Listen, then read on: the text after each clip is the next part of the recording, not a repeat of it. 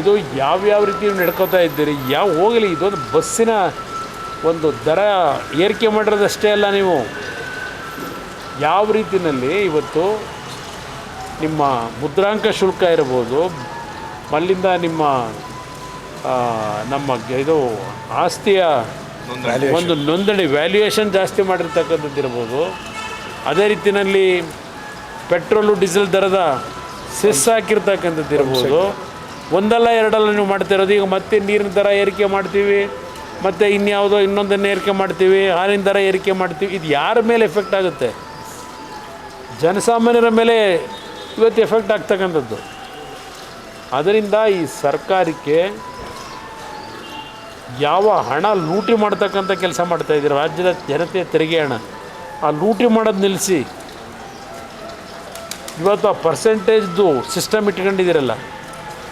ಪಾಪ ಹಿಂದೆ BJP ಸರ್ಕಾರದ ಬಗ್ಗೆ ಹೇಳಿ ಅದೇನು ಪೇಪರ್ ಅಡ್ವರ್ಟೈಸ್ಮೆಂಟ್ ಕೊಟ್ಟು ಜನಗಳಿಂದ ಮತ ಪಡೆದು ಬಂದ್ರಲ್ಲ ನಿಮ್ಮ ಯೋಗ್ಯತೆಗೆ.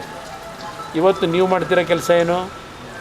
ಹೋಗಲಿ, ಆ ಹಿಂದಿನ BJP ಸರ್ಕಾರದ ಮೇಲೆ ಹೇಳಿದ್ರಲ್ಲ ಪರ್ಸೆಂಟೇಜು, ಇವತ್ತಿನವರೆಗೆ ಅದು ಸತ್ಯವೋ ಅಸತ್ಯವೋ ರೂಪಿಸ್ತಕ್ಕಂಥ ನಿರೂಪಿಸ್ತಕ್ಕಂಥ ಕೆಲಸಕ್ಕೂ ಕೈ ಹಾಕಲಿಲ್ಲ.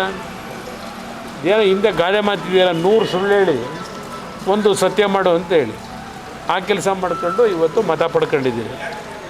ಇವತ್ತು ಈ ರೀತಿ ಬೆಲೆ ಏರಿಕೆ, 100 ರೂಪಾಯಿ 150 ರೂಪಾಯಿ ಇವತ್ತು ಪ್ರಯಾಣ ಮಾಡಬೇಕಾದ್ರೆ ಜಾಸ್ತಿ ಕೊಟ್ಟು, ಇಲ್ಲ ಸಿಟಿಗಳಲ್ಲಿ 3-5 ರೂಪಾಯಿ ಇವತ್ತು ಕೊಡ್ತಕ್ಕಂಥದ್ದು ಇದೆಯಲ್ಲ, ಅವನು ಒಂದು ದಿನಕ್ಕೆ ಒಂದು ಜರ್ನಿ ಹೋಗಬೇಕಾದ್ರೆ 3 ರೂಪಾಯಿ 5 ರೂಪಾಯಿ, ಬರಬೇಕಾದ್ರೆ ಮತ್ತು 3 ರೂಪಾಯಿ 5 ರೂಪಾಯಿ ಸಿಟಿಗಳಲ್ಲೂ. ಅಂದರೆ ದಿನಕ್ಕೆ ಅವನಿಗೆ 10 ರೂಪಾಯಿ ಖರ್ಚು. ತಿಂಗಳಿಗೆ ಎಷ್ಟಾಯಿತು? ಆ ಕುಟುಂಬದ ಪರಿಸ್ಥಿತಿ ಏನಾಗಬೇಕು? ಅಲ್ಲಿ ನೀವು 2000 ರೂಪಾಯಿ ಕೊಟ್ಟು ಏನು ಸಾಧನೆ ಮಾಡ್ತೀರಿ? ಆ ಗೃಹಲಕ್ಷ್ಮಿ ಹೆಸರನ್ನ ಮಹಿಳೆಯರ ಕುಟುಂಬದವ್ರ ಮೇಲೆ ಅಲ್ಲಿ ಇನ್ನೊಂದು ರೀತಿಲಿ ದುಡ್ಡು ವಸೂಲಿ ಮಾಡಿ ನೀವೇ ಬೇಕಾ ಕೊಡೋಕ್ಕೆ 2000 ರೂಪಾಯಿನ? ಅದೇನೋ ಹೇಳ್ತಾರಲ್ಲ ಗಾದೆ ಮಾತು, ಯಾರೋ ದಾನ ಮಾಡಿದ್ರು ಅಂತ. ಆ ಕೆಲಸ ನೀವು ಮಾಡ್ಕೊಂಡು ಕೂತಿದ್ದೀರಪ್ಪ. ಅವ್ರ ದುಡ್ಡು ತೆಗೆದು ಕಿತ್ಕೊಂಡು ಅವ್ರಿಗೆ ಕೊಡೋದು ಏನು ದೊಡ್ಡ ಸಾಧನೆ ನಿಮ್ಮದು ನುಡಿದಂತೆ ನಡೆದಿದ್ದೀರಿ.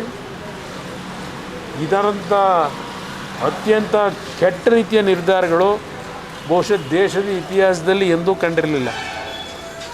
ಇವೆಲ್ಲ ಮುಂದೆ ಬಹುಶಃ ಇವ್ರು ಹೋಗ್ತಿರೋ ಮಾರ್ಗ ನೋಡಿದ್ರೆ ಹುಡುಕ್ತಾ ಇದ್ದಾರೀಗ ಯಾವ್ಯಾವ ರೀತಿಯಲ್ಲಿ ಸಬೂಬುಗಳು ಕೊಟ್ಟುಬಿಟ್ಟು ಈ ಯೋಜನೆಗಳನ್ನು ನಿಲ್ಲಿಸ್ತಕ್ಕಂಥದ್ದಕ್ಕೆ ಏನೇನು ಮುಂದಿನ ದಿನಗಳಲ್ಲಿ ಪೀಠಿಗೆ ಹಾಕಬೇಕು ಅನ್ನೋದಕ್ಕೆ ಇದೆಲ್ಲ ಒಂದು ಹುನ್ನಾರವೂ ನಡೀತಾ ಇದೆ ಅನ್ನೋದು ನಾನು ಅಭಿಪ್ರಾಯ. ಯಾಕಂದರೆ ಜನಸಾಮಾನ್ಯರನ್ನೇ ನಿಲ್ಲಿಸಿ ನಮ್ಗೆ ಯೋಜನೆ ಬೇಡ ಅನ್ನೋ ಲೆವೆಲ್ಗೆ ಹೋಗಿದೆ ಸರ್. ಇವತ್ತು ಪ್ರಯಾಣ ಮಾಡೋಂಥವ್ರು ಅವರೆಲ್ಲ ಪ್ರಯಾಣ ಮಾಡೋರಿಗೆ ಹೆಣ್ಮಕ್ಳು ಹೇಳೋದು ಕೇಳಿಸ್ಕೊಂಡೆ ನಿಮ್ಮೆಲ್ಲ ಇವತ್ತೇನು ಒಂದು ಸಂವಾದ ಮಾಡ್ತಾಯಿದ್ದೀರಿ ಬೆಳಗ್ಗೆಯಿಂದ ಎಲ್ಲ ಹಲವಾರು ನಮ್ಮ ಚಾನಲ್ಗಳಲ್ಲಿ.